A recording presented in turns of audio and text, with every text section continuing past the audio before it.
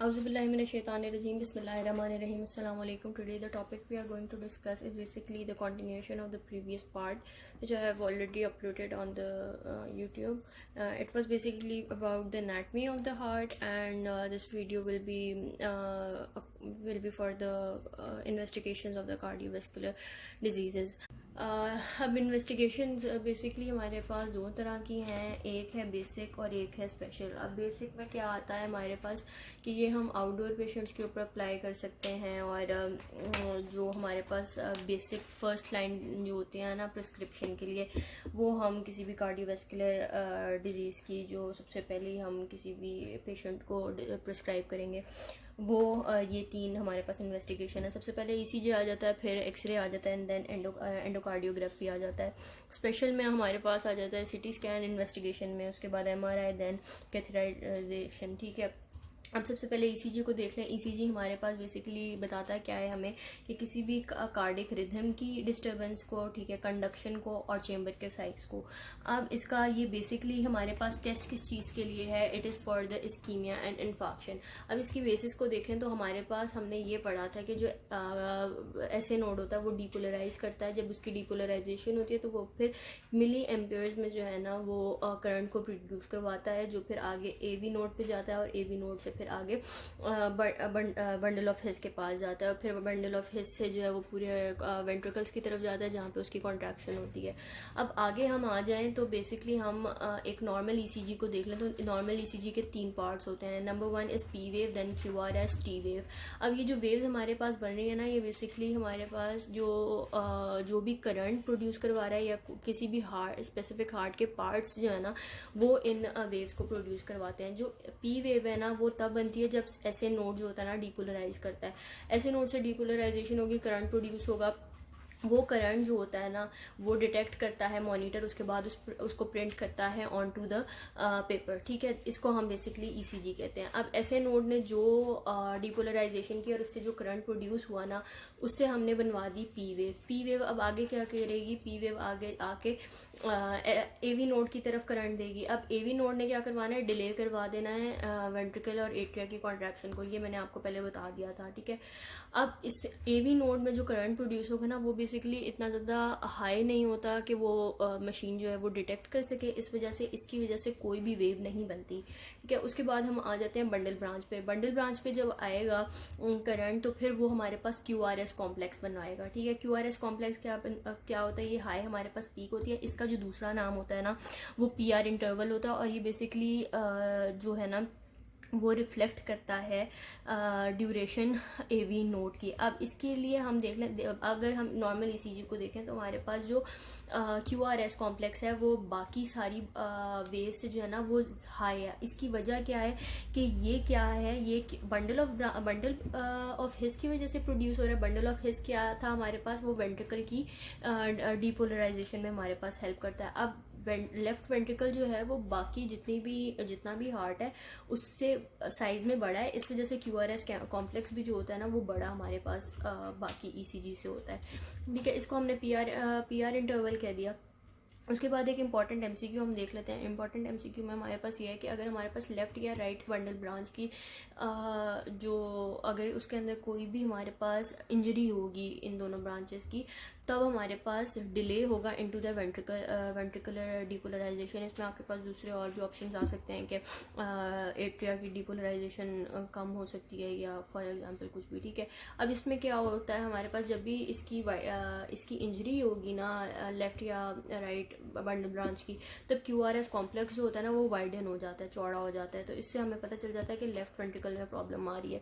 Second फिर हम आ जाते हैं, दूसरा एमसीक्यू ये है कि जो एट्रियल रीपोलराइजेशन होती है ना वो डिटेक्टेबल नहीं होती। ठीक है, लेकिन वेंट्रिकुलर रीपोलराइजेशन हमारे पास जो होती है ना वो डिटेक्टेबल होती है, और इसको हम QT इंटरवल कहते हैं। Q से लेकर T तक जो इंटरवल होगा ना this is basically the ventricular repolarization. अब ये बेसिकली हमें क्या बताता है, total duration of ventricular depolarization and repolarization. ठीक है, अब नेक्स्ट हम आ जाते हैं टाइप्स ऑफ ईसीजी पे। अब टाइप्स ऑफ ईसीजी में हमारे पास क्या है कि हम पेशेंट के अकॉर्डिंगली, पेशेंट जिस तरह का है ना, हमने उसको अकॉर्डिंगली जो है ना उसको ईसीजी को प्रिस्क्राइब करना है। हमारे पास बेसिक 4 टाइप्स हैं ईसीजी की। एक स्टैंडर्ड 12 लीड इलेक्ट्रोड होते हैं, ठीक है। दूसरा इस्कीमिया और इन्फॉक्शन के लिए होती है। एक स्ट्रेस ईसीजी होती है और एक एम्बुलेटरी होती है। जो स्टैंडर्ड 12 लीड ईसीजी है ना, इसके अंदर बेसिकली क्या होता है, हमारे पास इलेक्ट्रोड्स हमारी पूरी बॉडी के साथ अटैच किए जाते हैं और ईसीजी ली जाती है। इसके अंदर ये होता है कि एंकल और रिस्ट के ऊपर, मतलब चारों लिम्ब जो है ना, 4 हमारे पास इलेक्ट्रोड्स बॉडी के ऊपर लगेंगे, सॉरी लिम्ब्स के ऊपर लगेंगे, और 6 इलेक्ट्रोड्स जो हैं वो चेस्ट के ऊपर लगेंगे। अब इसके अंदर क्या होगा, जो इसके इलेक्ट्रोड्स हैं ना वो बेसिकली 3 तरह के हैं। एक 3 डायपोल लिम्ब होगा, ठीक है। 3 ऑगमेंटेड वोल्टेज डायपोल इलेक्ट्रोड्स होंगे और 6 यूनिपोल चेस्ट लीड्स होंगी, ठीक है। अब इन 3 डायपोल लिम्ब जो होती है ना, इनकी ईसीजी पे हमारे पास रोमन राइटिंग में 1 2 3 लिखा हुआ होता है, ठीक है। ऑगमेंटेड जो होती हैं वो AVR, AVF और AVL होते हैं, ठीक है। और जो यूनिपोलर होती है ना वो V1 V2 V3 V4 V5 V6 की तरह से हमारे पास रिप्रेजेंट करते हैं। तो इससे आपको पता चल जाता है कि कौन से इलेक्ट्रोड की बात हो रही है, ठीक है। और ये तो हमारे पास मैंने आपको बता दिया 6 चेस्ट पे लग रही हैं और 4 लिम्ब पे लग रही हैं। इसमें से 2 जो होती हैं ना वो हमारे पास आती हैं लेफ्ट आर्म, राइट आर्म और लेफ्ट लेग के जो इलेक्ट्रोड्स होते हैं ना वो सेंट्रल जो हमारे पास चेस्ट पे आ रही होती हैं लीड्स, उनके साथ अटैच होते हैं। और जो राइट लेग की इलेक्ट्रोड होता है ना वो बेसिकली अर्थिंग हमारे पास अर्थिंग इलेक्ट्रोड के तौर पे काम करता है, ठीक है। उसके बाद फिर आ जाओ इस्कीमिया और इन्फॉक्शन। अगर हमने इस्कीमिया और इन्फॉक्शन को हमने डिटेक्ट करवाना है ना, तब हमारे पास जो ईसीजी आती है उसमें ये होता है कि जो हमने चेस्ट के ऊपर जो लीड्स लगाई हुई होती है ना, जो एरिया हमारे पास इन्फाक्टेड होगा उसके ऊपर जो भी लीड आ रही होगी ना वो उसको डिटेक्ट करवा लेगी। अब ट्रांसम्यूरल इन्फेक्शन आ जाता है या मायोकार्डियल इस्कीमिया आ जाता है। 2 तरह के ये हमारे पास आ गए। अब जो ट्रांसम्यूरल इन्फेक्शन है ना, इसके अंदर जो ST सेगमेंट होता है ये एलिवेट कर जाता है, ठीक है। और क्या होगा कि जो क्यू वेव होगी ना वो इलेक्ट्रिकली न्यूट्रल हो जाएगी उस एरिया की जहाँ पे मायोकार्डियल इन्फेक्शन हुआ होगा। जो भी हमारे पास हमें ये पता है कि जब जब भी डिपोलराइजेशन होती है तो पूरा जो मायोकार्डियम होगा ना वो इलेक्ट्रिकली वो हो जाता है, कंडक्शन करने लगता है। लेकिन जब हमारे पास इसमें इन्फेक्शन का आएगा ना कोई भी केस, तब इसमें ये होता है कि जो स्पेसिफिक एरिया जहाँ पे इन्फेक्शन हो रहा होगा वो एरिया क्या करेगा, उसके अंदर जो है ना इलेक्ट्रिकली न्यूट्रलिटी आ जाएगी, ठीक है। दूसरा आ जाता है मायोकार्डियल इस्कीमिया। इसके अंदर ST जो सेगमेंट होता है ना वो डिप्रेस हो जाएगा या फिर T वेव की इन्वर्जन हो जाएगी। अब इसके अंदर हमने देखा था कि मायोकार्डियम इन्वॉल्व था, इसके अंदर सब एंडोकार्डियम इन्वॉल्व हुआ, ठीक है। अब ये डिटेक्शन के लिए हमारे पास किस चीज़ के लिए काम करता है कि लेफ्ट वेंट्रिकल की हाइपरट्रोफी के लिए, ठीक है। इलेक्ट्रोलाइट की डिस्टर्बेंस अगर हो जाए तो फिर ST इन्वर्जन भी हो सकती है, ठीक है। इन दोनों चीज़ों में भी ST इन्वर्जन हो जाती है।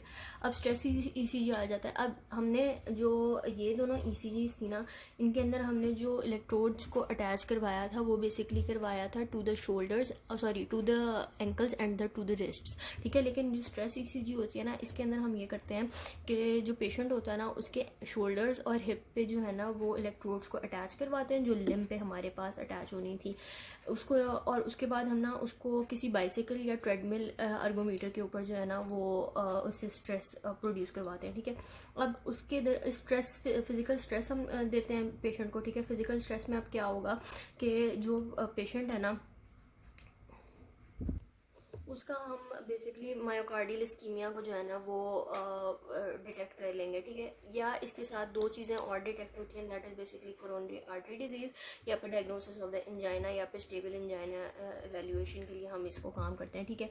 अब दूसरा स्ट्रेस ECG जो है ना हम 3 चीज़ों में जो है ना वो कॉन्ट्राइंडिकेशन देते हैं। मतलब इन तीनों कंडीशन अगर पेशेंट से हम पहले पूछते हैं कि आपको ये तीनों चीज़ें तो नहीं है, अगर नहीं होंगी तब हम स्ट्रेस ECG करवाएंगे वरना हम नहीं करवाएंगे। सबसे पहले आ गया अक्यूट कोरोनरी सिंड्रोम, ठीक है। दूसरा आ गया अगर उसके पास डीकम्पनसेटेड हार्ट फेलियर है, और तीसरा ये है कि अगर उसके पास पेशेंट हमारे पास स्वेयर हाइपरटेंशन का मरीज़ है, तो फिर हम उसको जो है ना स्ट्रेस ईसीजी नहीं करवाते, ठीक है। अब इसके अंदर बेसिकली क्या होता है कि हम ब्रूस प्रोटोकॉल को फॉलो करते हैं। अब इसके अंदर हम जो पेशेंट होता है ना उसके बीपी को हम रिकॉर्ड करवाते हैं। अगर हमारे पास एसटी सेगमेंट शिफ्ट हो जाता है 1 mm से ज़्यादा, तब हम क्या करते हैं कि ये पॉजिटिव होता है फॉर द एंजाइनल पेन अकर हो जाए, अगर चेस्ट में पेन स्टार्ट हो जाए, तब हम क्या कहते हैं कि ये हमारे पास टेस्ट पॉजिटिव है, ठीक है। और हमारे पास कभी कभी ये फॉल्स नेगेटिव भी आ सकता है, मतलब आपके पास ये टेस्ट गलत भी आ सकता है। हो सकता है कि आपके पेशेंट को जो है वो इन सारी प्रॉब्लम में से कोई ना कोई प्रॉब्लम आ रही हो, मायोकार्डियल इस्कीमिया हो उसको, लेकिन उसके बाद भी हमारे पास टेस्ट जो है वो फॉल्स नेगेटिव आ जाए अगर उसके पास कोरोनरी आर्टरी डिजीज़ होगी, ठीक है। अब लास्ट आ जाती है एम्बुलेटरी में हम क्या करते हैं कि बेसिकली हम पोर्टेबल डिजिटल रिकॉर्डर यूज़ करते हैं। अब लास्ट जिसकी टाइप है वो है एम्बुलेटरी ईसीजी में हम क्या करते हैं कि पोर्टेबल डिजिटल रिकॉर्डर पेशेंट को दे देते हैं कुछ वीक्स के लिए, जो उसकी जो है ना कार्डिक रिदम को जो है वो डिटेक्ट करवाएगा। अब बेसिकली ये किस लिए होता है कि सस्पेक्टेड एरिथमिया का जो भी पेशेंट होगा ना उसको हम देंगे। अगर किसी भी पेशेंट को डिजीनेस हो रही है या सिंकपी हो रही है, सिंकपी इज़ ऑल्सो अनकॉन्शियसनेस, ठीक है। अगर उसको सडन ट्रांजिएंट जो है ना वो अनकॉन्शियसनेस हो रही है, तब हम जो है ना उसको एम्बुलेटरी ईसीजी के लिए कहेंगे, ठीक है। या फिर अगर एट्रियल फिब्रिलेशन हो रही है तब भी हम जो है ना एम्बुलेटरी ईसीजी दे देते हैं। और लास्ट जो है ना इसका वो मायोकार्डियल इस्कीमिया हो जाता है। इसमें हम क्या करते हैं कि मायोकार्डियल इस्कीमिया को भी डिटेक्ट करने के लिए हम एम्बुलेटरी ईसीजी करवा देते हैं। इसमें क्या करते हैं हम कि एसटी सेगमेंट की जो है ना वो एनालिसिस कर देते हैं। अब ये रिकॉर्डर पेशेंट के पास रहता है, ठीक है। ये लीडलेस होता है और मतलब बिजली से नहीं चलता है, इसके पास बैटरी भी होती है, और वो हम पेशेंट के साथ बॉडी के साथ अटैच कर देते हैं और वो पेशेंट की जो है ना रिदम्स को वो डिटेक्ट करता रहता है। नेक्स्ट हमारे पास आ जाते हैं कार्डियो बायोमार्कर्स। अब सेकंड जो हमारे पास इन्वेस्टिगेशन है that is basically cardiac biomarkers. अब इनमें हम क्या करते हैं कि हम पेशेंट को टेस्ट लिख के दे देते हैं। अगर कोई सस्पेक्टेड हमारे पास हार्ट फेलियर का पेशेंट है तो अब हम क्या करते हैं कि उसको हम कह देते हैं कि आप अपना जाकर प्लाज्मा चेक करवाएं। प्लाज्मा में हमारे पास अगर दो तरह की चीज़ें आ जाती हैं, या तो ब्रेन नाइट्रोयूरेटिक पेप्टाइड ज़्यादा हो सकता है, या फिर ट्रोपोनिन टी और आई ज़्यादा हो सकता है। अब नाइट्रोयूरेटिक पेप्टाइड क्या है? ये बेसिकली 32 अमाइनो एसिड का एक पेप्टाइड है जो लेफ्ट वेंट्रिकल जो है वो प्रोड्यूस करवाता है। दूसरा हमारे पास आ जाता है एक 76 अमाइनो एसिड का पेप्टाइड। इसकी बेसिकली जो है ना ज़्यादा इंपॉर्टेंस होती है। क्यों? क्योंकि इसकी हाफ लाइफ ज़्यादा होती है। इसकी हाफ लाइफ ज़्यादा होगी तो ये बॉडी में ज़्यादा देर तक के लिए रहता है। तो फिर इससे क्या होता है कि हमें पता चल जाता है अगर ये एलिवेटेड है तो इसका मतलब है कि जो आपके पास पेशेंट है उसको मायोकार्डियल इन्फेक्शन हुआ हुआ है, ठीक है। दूसरा हमारे पास आ जाता है ट्रोपोनिन टी और आई, ठीक है।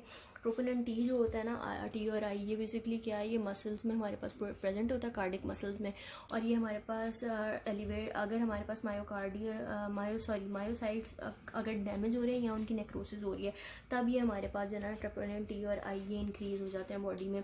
तो ये दोनों अगर हमारे पास प्लाज्मा में ज़्यादा आ रहे हैं तो इसका मतलब है कि कार्डिक बायोमार्कर्स मायोकार्डियल इन्फेक्शन हमारे पास हुआ है। और ये बेसिकली और भी कंडीशन आएंगे, इनको भी देखने के लिए हम जो है ना इनका टेस्ट करवाते हैं। नेक्स्ट आ जाता है चेस्ट एक्सरे। अब चेस्ट एक्सरे में क्या होता है? चेस्ट एक्सरे बेसिकली हमारे पास काम करता है ताकि हम हार्ट का साइज़ और शेप उसको एनालाइज कर सकें, ठीक है, या फिर पल्मोनरी वेसल्स को देख सकें या फिर लंग की फील्ड्स को देख सकें, ठीक है।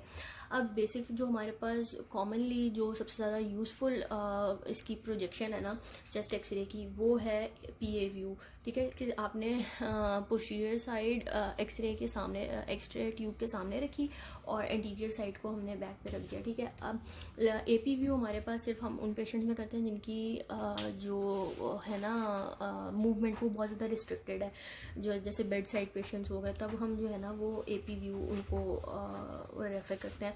एपी व्यू बेसिकली ज़्यादा अच्छा नहीं होता। क्यों? क्योंकि इसके अंदर जो कार्डिक शेडो होता है ना वो थोड़ा सा मैग्नीफाई हो जाता है, तो ये हमारे पास इतनी ज़्यादा हेल्पफुल नहीं होती।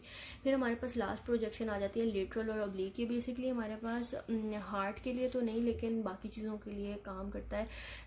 बेसिकली पेरिकार्डियल कैल्सिफिकेशन के लिए, कंस्ट्रक्टिव पेरिकार्डाइटिस के लिए, या फिर कैल्सिफाइड थोरेसिक और एओर्टिक एन्यूरिज्म के लिए, ठीक है। अब जो कार्डिक एक्सरे है ना, ये बेसिकली हमारे पास हम कार्डिक शेडो इसके अंदर चेक करते हैं, cardiac thoracic cardio thoracic ratio हम चेक करते हैं। अगर वो 0.5 से ज़्यादा है ना, तब क्या हम कहेंगे कि जो हार्ट का साइज़ है ना वो एबनॉर्मल है, ठीक है। साइज़ और शेप के लिए सिर्फ ये काम करता है। अब जो लंग्स की फील्ड्स होती हैं ना, अच्छा अब इसकी फाइंडिंग हम देख लेते हैं। सबसे पहले कार्डियोमेगैली, अगर हमारे पास एक कार्डियोमेगैली की कंडीशन आ रही है किसी पेशेंट में, तो इसका मतलब है कि जो कार्डिक सिलहटें है ना, सिलहटें हम कहते हैं किसी भी चीज़ की आउटलाइन जो होगी, तो जो हार्ट की आउटलाइन होगी ना वो कार्डियोथोरेसिक रेशो से 0.5 से ज़्यादा होगी, तो हम कहेंगे कि कार्डियोमेगैली हुई है। अब इसमें जो मेजर कॉज आ जाती है वो बेसिकली आ जाती है चेम्बर की डायलेशन, ठीक है। चेम्बर की डायलेशन में जो है उसमें भी सबसे पहले जो है ना लेफ्ट वेंट्रिकल की अगर डायलेशन होगी है due to the pericardial effusion, तब हमारे पास जो है ना कार्डियोमेगैली आ जाएगी, ठीक है। इसमें जो है वो हमारे पास लंग फील्ड जो होती है ना वो थोड़ी सी एक और कंडीशन आ जाती है हार्ट फेलियर की। अगर हमारे पास हार्ट फेलियर की कंडीशन आ रही है, तब हमारे पास जो लंग्स की फील्ड है ना वो कंजेस्टेड होंगी, या फिर पल्मोनरी अगर इफ्यूजन है हार्ट फेलियर में, तब भी हमारे पास कंजेस्टेड लंग फील्ड आएंगी, ठीक है। दूसरा आ जाता है हमारे पास आर्टिफिशियल कार्डियोमेगैली। अब इसके अंदर क्या होगा, मेडिस्टनल मैस होगा या पेक्टस एक्सकेवेचर होगा, ठीक है। इसके अंदर हम APVU को नहीं सजेस्ट करवाते क्योंकि ये हमारे पास एप्लीकेबल नहीं होता और अच्छी हमारे पास पिक्चर नहीं आती, ठीक है। अब नेक्स्ट हम देखते हैं